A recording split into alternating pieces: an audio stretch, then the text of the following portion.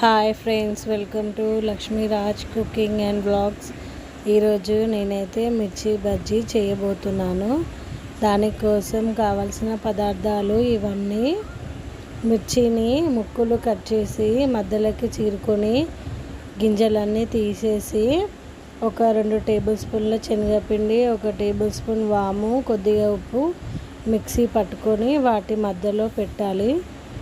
తర్వాత ఇక్కడ ఒక 1/2 కేజీ దాకా శనగపిండి తీసుకున్నాను. అందులోకి ఒక 4 టేబుల్ స్పూన్ దాకా బియ్యం పిండి తీసుకున్నాను.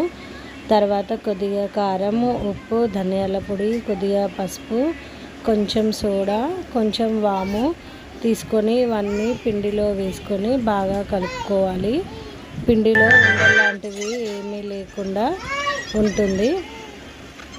తర్వాత కొద్దిగా వాటర్ యాడ్ చేసుకుంటూ ఉండలు లేకుండా పిండిని స్మూత్గా కలుపుకోవాలి. ఇలా జారుడుగా ఉండాలి. తర్వాత కడాయిలో డీప్ ఫ్రైకి సరిపడా ఆయిల్ పోసుకొని, ఆయిల్ బాగా వేడైన తర్వాత మిర్చి అనేది వేసుకోవాలి. ఆయిల్ అనేది కొంచెం హీట్లోనే ఉండాలి మిర్చికి.